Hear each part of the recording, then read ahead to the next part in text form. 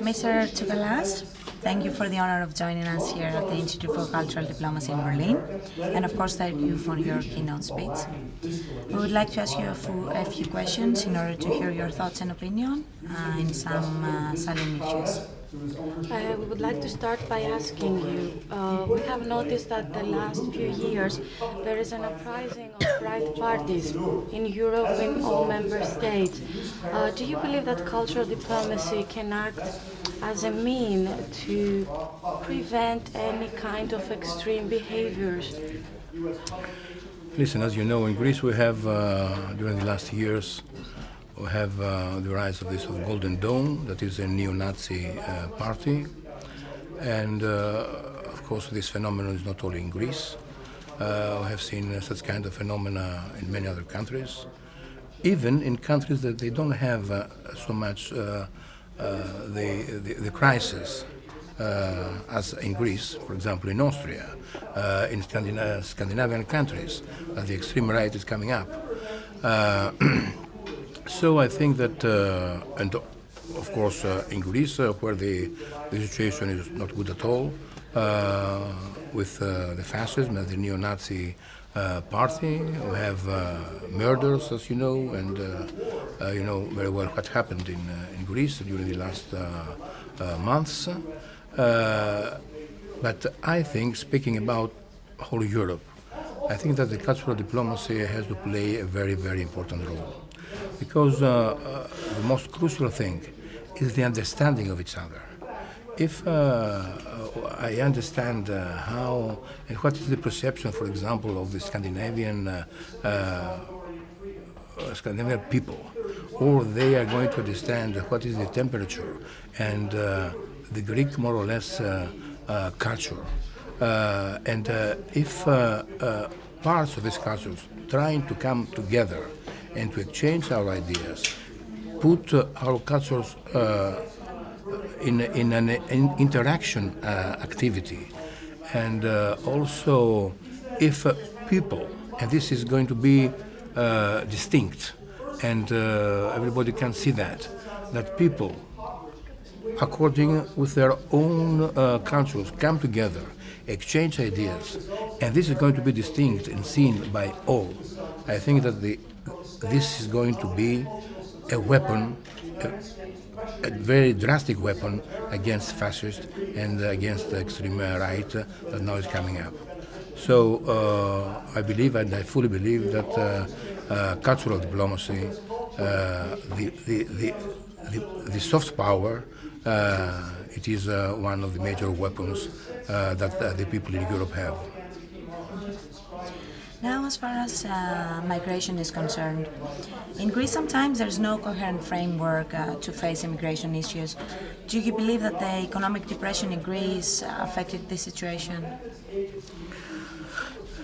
Listen, you know that Greece is not one of the main, but the main entrance of immigrants. Why? Because Greece is full of islands.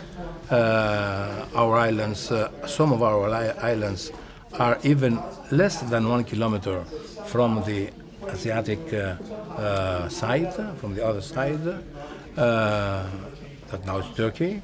And of course there are many people that they can arrive there, and with different means, boats, etc., or through the borders, they can pass in Greece. So the majority of those people that arrive in Greece, they don't want to stay in Greece. They come in Greece because in a European Union country, and always they have in mind how to leave Greece and go to other countries, mostly Scandinavian countries or Germany or France, where they have also relatives, most of them, in order to continue their lives. Most of these people, not most, but a lot of these people are victims of wars. Wars made by the superpowers, wars made by countries, maybe also European countries, but also United States, and all these conflicts are pushing all those people to leave their countries. So we have one category that are the refugees, and of course there is a main category that are refugees, but they leave their countries because of the human distractions, because they cannot live there. They don't have the financial and the economic base to live. They have families there and they have no job, they are starving, so they try to find a better future in order to nourish and to send some money to their countries and to their families. All these people have as a main entrance Greece. But Greece, as you know, has since 2004 has signed that we call Dublin II, that was let's say directive or something like that, an agreement. That means that we cannot send all these people that they want to leave Greece and go to another country of the European Union. They cannot go, so they stay in Greece doing nothing, because nowadays, one decade ago, the things that were better, constructions, etc., there was also a future for them. But nowadays there is no future, and for the Greeks and for the immigrants, because there are no more jobs. With an unemployment in the Greek people of 30%, can you imagine what is going on with the immigrants that are there? So my opinion is that European Union has not only to give some money, some peanuts money to Greece in order to make camps or to make I call them concentration camps. That's what we are doing now, and put inside all the people that they don't have papers. It is impossible to continue like that. So European Union has to take a burden to not only giving money, but to open their borders and take some people and the people that they want to travel to go to this country, at least. Of course, they don't do that. The only thing that they do is to give some money in order to construct and to make all these camps for these people that they have no fate nowhere in the world. So we are against this policy and the European Union policy that has condemned Greece as, let's say, a box of souls that are living there, and of course against the policy of this government that the only thing that is doing is going outside and with no other taking people and put them in these campuses. So the situation is bad. This situation, of course, give ground to the neo-fascists and to the neo-Nazi parties. They say, well, what we are going to do with all these immigrants, throw them to the sea or things like that. And the people, and the Greek people, that they have no job and they are under such kind of pressure, of course, they have, they listen this and they listen it not, and they don't say, no, it's stupid, this is, of course, we cannot go through this pass, but some of them, they listen them in a way that, of course, leads to the increase of the percentages of Golden Dawn in the Greek people. So, to the Greek people. So we have to do something against that. And the major thing that we have to do is that we have to reveal what they are. And now I think more and more people, they realize, and after the last facts, the murder of a Greek, as you know, Pavlos Fissas, now more and more people, they understand that they are no, pro-Greeks and great Greeks that they want to say that they are, but they are a criminal organization and nothing more. We would like to stick a bit to the Greek situation. We've seen that Greece is facing difficulties the last 4 years or more in order to overcome the depression. Do you believe that foreign investments would be a solution to change the economic situations? And can these big enterprises help Greece to face the economic crisis? Listen, till now, that's what we face in Greece is that we give up and we sell in any cost, in very low cost, the public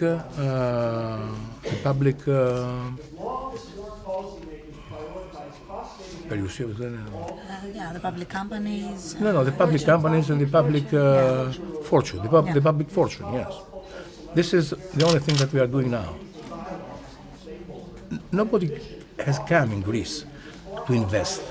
I mean, big companies or industries, German or American or French, nobody. The only thing that we do is that we want to give up our fortune, the public fortune. And from what consists this fortune?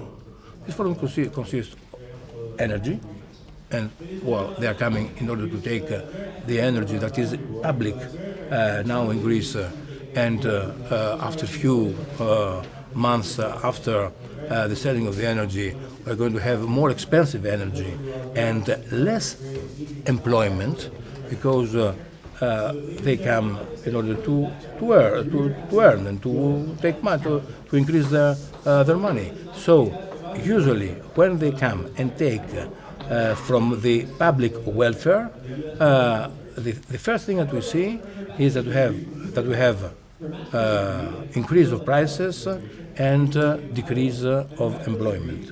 So this is not the solution. The solution is, yes, foreign investments. We are in favor of foreign investments, but investments, new things that are coming in Greece, invest in Greece, and increase the employment. This is something totally different of that what is going on now.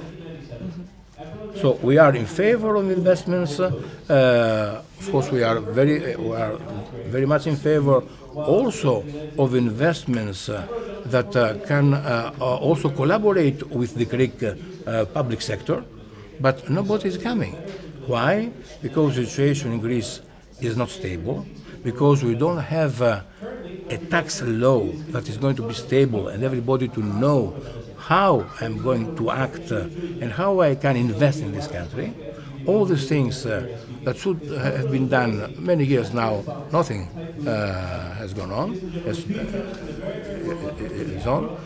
So can you imagine that we are against of selling the public welfare because they want to sell the water, they want to sell the air, they want to sell the energy, only these things. So we are in favor of investments, but investments, not giving up the public fortune. Mm-hmm. So you're saying that people in Greece are not earning anything about that. What about the measures that are taken by the earliest governments? What is the situation in Greece right now? Because the middle class family doesn't earn anything from these. Listen, the middle class in Greece is under a tremendous pressure. Tremendous pressure because the previous years the middle class had the possibility and the capability to take a loan, to have a house, because had a job, or earn some money, both in the family and maybe more people in the family used to have a job. Nowadays, we have a totally reverse of this situation. Hundreds of thousands of middle-class people, they have lost their job. They are pressed from all over, from new taxes that are coming up, from a collapse of the real estate, and also because of that, what we say, red loans, that are loans that cannot be paid back, because most of the middle-class people, they had loans in order to buy a house, buy a car, or to have credit cards. All these things now are in the air. So the middle class are very much suppressed, and we are in front of a humanitarian crisis that is going to include, except people that are in the margin now, totally in the margin, also the middle class people that are running to the margin. Well, we have one last question for you. As we all know, tourism can be a beneficial factor for the economy, especially for a country like Greece with very rich culture and history. In what sense do you believe that tourism, in combination with culture, can boost the economy? This is another problem. I believe strongly that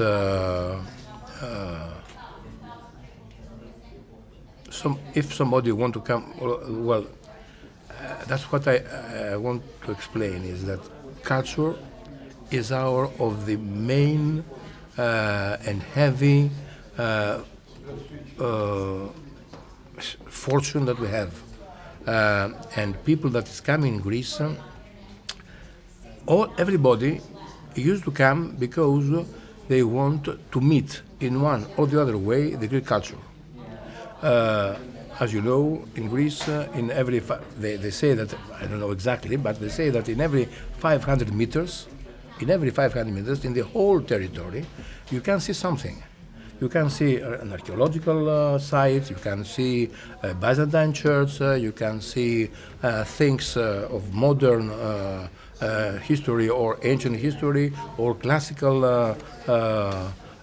era history. So there are many things to see. But the tourism, in this version that took place during the last years, it's an all-exclusive tourism. So big hotels where people are coming from all over the world, from Germany, from Great Britain, etc. They enter in the hotels, they have a bracelet here, they spend whatever they spend in the hotel, and maybe near there where the hotel is, maybe they go 1 or 2 times outside to see where is the place that they are. This is not a cultural tourism. This is a tourism that people tired from Northern Europe or from other countries. They want to go in Greece because of the sun, because of the sea, to stay there and to relax. I hope and I think that we have plenty of ground in order to develop a really cultural tourism, and not as tourism, but as a meeting of cultures, as a meeting of all people, of all the world with the Greek culture. We can develop that, and this is going to be the correct tourism in brackets, but mostly the correct meeting of whole world of the Greek civilization. Thank you very much for your time. It was an honor and a privilege to have you with us today. And thank you very much for your comments. Yeah. I thank you for your invitation.